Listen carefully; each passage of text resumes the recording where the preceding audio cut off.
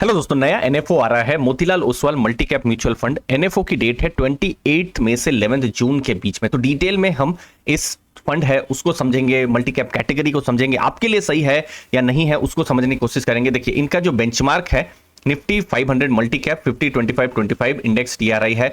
Multi cap fund है, उस पर हम बात करने वाले हैं। और ये जो फंड्स होते हैं लार्ज कैप, मिड कैप और स्मॉल कैप तीनों ही स्टॉक्स में इन्वेस्ट करेंगे। रेगुलर डायरेक्ट दोनों प्लान है और मिनिमम 500 रुपया से भी आप इन्वेस्टमेंट कर सकते हैं। दोस्तों, अब सबसे इंटरेस्टिंग हो जाता है मल्टी कैप कैटेगरी को समझना, बहुत इंटरेस्टिंग है। डेफिनेशन के हिसाब से अगर आप जाएंगे तो जो तीन कैटेगरीज हैं, लार्ज कैप, मिड कैप और स्मॉल कैप, तो मिनिमम 25% तो पोर्टफोलियो में रहेगा ही, और बाकी का जो 25% है फंड मैनेजर अपने हिसाब से चेंज कर सकते हैं। जैसे अभी मैं कुछ पोर्टफोलियोज देखता हूं तो फॉर एग्जांपल फंड मैनेजर ने कैसा रखा होगा, सोच लीजिए 40-45% लार्ज कैप रखा होगा, 30-35% मिड कैप रखा होगा, फिर 25 से 30% या इवन 35% तक स्मॉल कैप रखा होगा। तो मार्केट सिचुएशन के हिसाब से फंड मैनेजर चेंज करते रहते हैं लार्ज कैप, मिड कैप और स्मॉल कैप में एलोकेशन।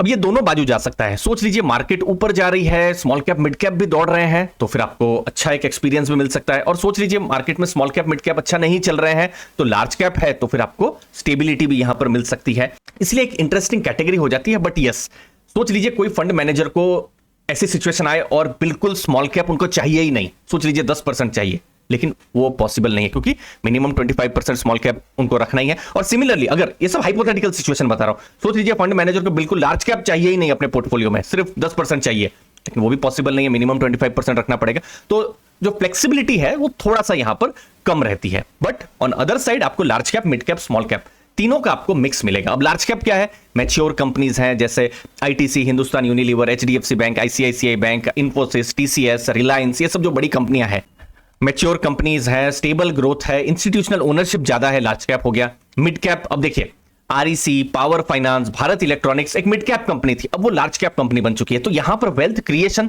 थोड़ा हो चुका है और कल लार्ज कैप बनेंगे तो और यहां पर वेल्थ क्रिएशन हो सकता है। स्टेब्लिश ट्रैक रिकॉर्ड भी है, क्योंकि इनका अगर आप मार्केट कैप देखेंगे जनरली 22,000 करोड़ से 64,000 करोड़ के बीच में, तो एक बड़ा मार्केट कैप भी इनके पास है और कल लार्ज कैप कंपनी को वो चैलेंज भी कर सकते हैं। नेक्स्ट है स्मॉल कैप कंपनीज, जो कल मिड कैप बन सकते हैं, लार्ज कैप बन सकते हैं। बट यस, बहुत सारी स्मॉल कैप कंपनीज का फेलियर रेट भी ज्यादा होता है दोस्तों। तो सभी तीनों जगह में रिस्क रिवॉर्ड हमको समझना यहां पर जरूरी हो जाता है दोस्तों। और जैसा कि कंपनी ने कहा है, जो मोतीलाल ओसवाल म्यूचुअल फंड है, कि विनर्स जो हैं वो चेंज होते रहते हैं। जैसे फाइनेंशियल ईयर 11 से 24 के बीच में 4 साल ऐसे आए हैं जहां लार्ज कैप ने अच्छा किया है, 4 साल ऐसे आए हैं जहां मिड कैप ने अच्छा किया है, और 6 साल ऐसे आए हैं जहां स्मॉल कैप ने अच्छा किया है। तो अगर आपके पोर्टफोलियो में तीनों ही कैप के अगर स्टॉक्स रहे तो आपको अलग अलग एक्सपीरियंस मिल सकते हैं। जैसे आप फाइनेंशियल ईयर, आप यहां पर 2015 वाला जो फाइनेंशियल ईयर देखिए, स्मॉल कैप 62% रिटर्न है, लार्ज कैप का 31%, थोड़ा खराब रिटर्न है। लेकिन अगर आप देखेंगे फाइनेंशियल ईयर 19, बिल्कुल स्मॉल कैप का रिटर्न है -14% और लार्ज कैप का रिटर्न है 13%। और बिल्कुल रिसेंट में अभी आप देखेंगे, अभी तो अच्छी बुल रन चल रही है, स्मॉल कैप का रिटर्न है 64%, लार्ज कैप का 35%। तो लार्ज कैप मोस्टली स्टेबिलिटी के लिए है, स्मॉल कैप रिटर्न के लिए है। लेकिन आप देखिए रिटर्न तो है ही, लेकिन वहां वोलेटिलिटी भी ज्यादा हो सकती है, नेगेटिव रिटर्न और ज्यादा हो सकते हैं जब मार्केट सोच लीजिए थोड़ा वीक जोन में है या फिर अच्छा नहीं चल रहा है, उस चीज को भी ध्यान में रखना है। अब जो फंड है, देखिए हाई ग्रोथ और हाई क्वालिटी में फोकस है। देखिए यहां पर अब फिलॉसफी की बात आ जाती है। जैसे मोतीलाल ओसवाल के जो दूसरे भी आप फंड्स को देखेंगे, मोस्टली वैल्यू फोकस नहीं होता है। अब जब भी आप म्यूचुअल फंड्स को चुनते हैं तो आपको फिलॉसफी भी समझना है। जैसे आप फॉर एग्जांपल एचडीएफसी का कोई म्यूचुअल फंड ले रहे हैं तो उनका थोड़ा वैल्यू कॉन्शियसनेस होता है। सिमिलरली आईसीआईसीआई म्यूचुअल फंड थोड़ा वैल्यू की तरफ जाते हैं। लेकिन मोतीलाल ओसवाल जो फंड है, फंड हाउस को भी अगर आप देखेंगे, फोकस्ड अप्रोच रहता है, हाई ग्रोथ और हाई क्वालिटी वाली कंपनी। वो वैल्यू कंपनी में नहीं जाएंगे। वैल्यू कंपनी मतलब जिसका डिविडेंड ज्यादा हो सकता है, प्राइस टू अर्निंग कम रहेगा, प्राइस टू बुक कम रहेगा, फिर आरओसी उनका कम रहेगा, लेकिन फ्यूचर में अच्छा हो सकता है। नो, उन कंपनियों में नहीं। थोड़ा इनका पीई ज्यादा भी हो सकता है, लेकिन कंपनी को जो म्यूचुअल फंड एनालिसिस वही देखेंगे कि ठीक है, इनको हमको ग्रोथ ज्यादा है तो यहां हम थोड़ा सा एक्स्ट्रा प्रीमियम भी पे कर सकते हैं। तो ये एक फिलॉसफी है, थोड़ा हाई ग्रोथ वाली फिलॉसफी, जो ये फंड हाउस जनरली चलता है। इनफैक्ट यहां पर थोड़ा फोकस्ड पोर्टफोलियो भी रहने वाला है, अप टू 35 स्टॉक्स का यहां पर रहने वाला है, और हाई ग्रोथ और हाई कन्विक्शन एलोकेशन ही होने वाला है। ये इनफैक्ट कुछ नया भी नहीं है, ये फिलॉसफी में अलग अलग फंड्स में भी हमने देखा है, जो मोतीलाल ओसवाल के फंड से। मिस्टर निकेत शाह जो है सीआईओ है उस फंड को मैनेज भी करने वाले हैं, उनका अच्छा खासा एक्सपीरियंस है। तो अब देखिए फोकस्ड अप्रोच यहां रहने वाली है। अब जो फंड्स हैं यहां पर स्टॉक वेटेज और स्टॉक साइजिंग पर फोकस उनका रहने वाला है, सेक्टर साइजिंग रहेगा, डाइवर्सिफिकेशन बहुत नहीं होने वाला है। कुछ फंड्स में मैंने देखा है 100-150 से भी ऊपर स्टॉक्स होते हैं, लेकिन यहां पर 35 स्टॉक्स ही रहने वाले, तो कॉन्सेंट्रेटेड पोर्टफोलियो रहने वाला है। थोड़ा स्टॉप लॉस और प्रॉफिट टेकिंग जैसा फ्रेमवर्क यहां पर होने वाला है और लिक्विडिटी मैनेजमेंट यहां होने वाली है। तो थोड़ा ये हाई रिस्क हो सकता है क्योंकि ये कॉन्सेंट्रेशन यहां पर ज्यादा है, बट ये कुछ सरप्राइजिंग भी नहीं रहा, क्योंकि जैसे आप अलग अलग फंड्स को देखेंगे, जैसे अप्रैल 30 का मैंने लेटेस्ट डेटा जो दूसरे जो मोतीलाल ओसवाल के फंड्स हैं, जैसे for example flexi cap fund को आप देखेंगे 26 स्टॉक्स हैं, Motilal Oswal small cap 35 stocks हैं। अगर आप निपॉन स्मॉल कैप को देखेंगे 190-200 के आसपास स्टॉक्स आपको देखने को मिलेंगे, ठीक है। मोतीलाल ओसवाल मिड कैप है, सिर्फ 22 स्टॉक्स है। अब मिड कैप थ्योरेटिकली 150 स्टॉक्स का यूनिवर्स है, लेकिन उसमें भी सिर्फ 22 स्टॉक को ले रहे हैं, ठीक है। तो इसका मतलब क्या है कि ये फोकस्ड अप्रोच है। फोकस्ड अप्रोच के अपने फायदे और नुकसान भी हो सकते हैं।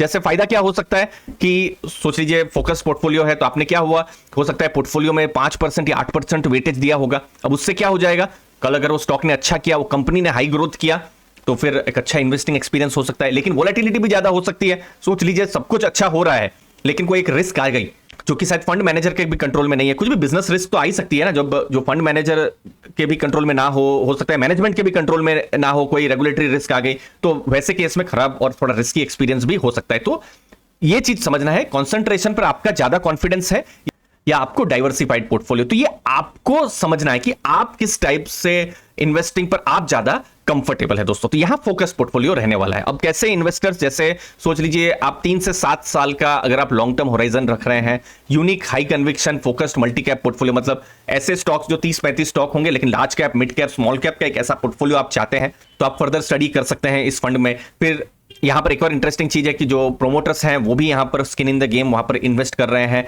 डिसिप्लिन एलोकेशन अगर आप चाहते हैं तो आपके लिए ये जो फंड है आप फर्दर स्टडी कर सकते हैं दोस्तों। अब इस मोमेंट पर अगर हम देखेंगे तो मार्केट थोड़ी तो महंगी है, ठीक है। जैसे अगर आप देखेंगे निफ्टी मिड कैप है, थोड़ा प्रीमियम में चल रहा है निफ्टी 50 के, और निफ्टी जो स्मॉल कैप है वो भी हिस्टोरिकल लेवल से थोड़ा सा प्रीमियम में चल रहा है, ठीक है। तो इसका क्या मतलब हो सकता है कि मार्केट जो है, जब ये एनएफओ आ रहा है, थोड़ा सा मार्केट महंगी है, लेकिन आपको मैंने अभी थोड़ी देर पहले ये भी बताया कि इन्वेस्टमेंट अगर करना है, और इनफैक्ट मल्टी कैप क्यों कभी भी इक्विटी में इन्वेस्ट करना है, आपको मिनिमम 3, 5, 7 साल का तो थॉट प्रोसेस यहां पर रखना ही है। तो अभी थोड़ा हाई मार्केट है, फिर इलेक्शंस हैं, फिर यूएस इलेक्शंस, फिर बहुत सारी इवेंट्स होती रहेगी, मार्केट में वोलेटिलिटी आती रहेगी, तो वोलेटिलिटी को आपको समझना है क्योंकि ऑलरेडी हाई मार्केट है, तो वो चीज को आपको रिस्क को ध्यान में रखना है। तो की कंसिडरेशन, सोच लीजिए अगर आप 6 महीना 1 साल के लिए मार्केट में सोच रहे हैं कि चलिए कहीं पर पैसा पार्क कर देते हैं 6 महीना 1 साल के लिए, तो फिर ये फंड आपके लिए बिल्कुल नहीं है। इनफैक्ट ये फंड क्यों, कोई भी फंड आपके लिए सही नहीं है जो कि इक्विटी फंड हो, ठीक है, क्योंकि यहां पर लॉन्ग टर्म आपको सोचना है। अगर आप लो रिस्क इन्वेस्टर है, सोच लीजिए कल मार्केट 10%, 15% गिर जाती है और आप पैनिक कर जाते हैं और बाहर निकल जाते हैं, तो शायद आपके लिए भी ये फंड इतना ठीक ना रहे। आपका इक्विटी में लो एक्सपीरियंस है, जैसे आपने सोच लीजिए 6 महीना या 1 साल, 1.5 साल पहले ही आपने इन्वेस्टमेंट शुरू किया है, क्योंकि लास्ट 1-1.5 साल में तो अच्छा एक्सपीरियंस आया, लेकिन इक्विटी नीचे भी जाती है, कम एक्सपीरियंस है, थोड़ा सा डायरेक्शन आपके पास नहीं है, तो फिर शायद ये फंड आपके लिए रिस्की हो सकता है। तो ये आपको अपने से थोड़ा ध्यान देना है कि आपके लिए सही है कि नहीं। बट यस, बहुत सारे इन्वेस्टर्स हैं जो थोड़ा मॉडरेट और हाई रिस्क इन्वेस्टर्स हैं, वो इस फंड को फर्दर स्टडी कर सकते हैं। जो इन्वेस्टर्स थोड़ा फोकस्ड पोर्टफोलियो चाहते हैं कि भाई मेरे पोर्टफोलियो में 30-35 स्टॉक रहे एक म्यूचुअल फंड के द्वारा, और लार्ज, मिड और स्मॉल तीनों ही जो क्लासेस हैं वहां के जो है फंड्स होने चाहिए। लॉन्ग टर्म अगर आप सोच रहे हैं तो यस, फर्दर आप स्टडी यहां पर कर सकते हैं। और इंपॉर्टेंट चीज क्या आ जाती है, एट द एंड सब कुछ आपका पर्सनालिटी पर आ जाता है। देखिए कोई इन्वेस्टर 55 ईयर्स के हो सकते हैं, रिटायरमेंट को अप्रोच कर रहे हैं, तो हो सकता है शायद इतना रिस्क वो ना लेना चाहे, लेकिन कोई इन्वेस्टर 25-30 साल के हैं, कैरियर अभी शुरू ही किया हुआ है और आने वाले 20-25 साल वो कमाने भी वाले हैं, हाई रिस्क ले सकते हैं, वोलेटिलिटी को भी झेल सकते हैं, तो शायद उनके लिए ये जो फंड्स हैं, मल्टी कैप फंड्स जो हैं, वो फर्दर स्टडी के लिए हो सकते हैं। कि तो इसीलिए आपको अपना रिस्क प्रोफाइल देखना है कि आपके लिए ये फंड सही है या नहीं।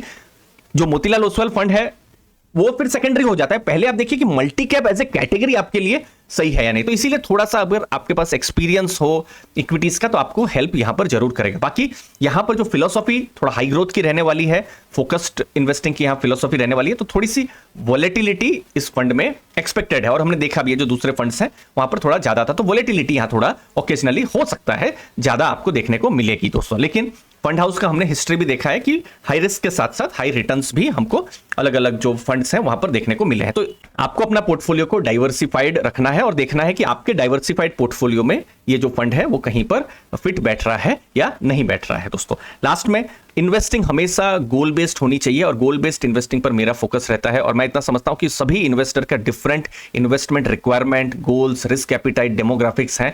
अगर आप इन्वेस्टमेंट गाइडेंस ढूंढ रहे हैं तो मैं आपकी हेल्प कर सकता हूं। मेरा नाम दीपक है, मैं एमफी रजिस्टर्ड हूं और ये मेरा रजिस्ट्रेशन नंबर है।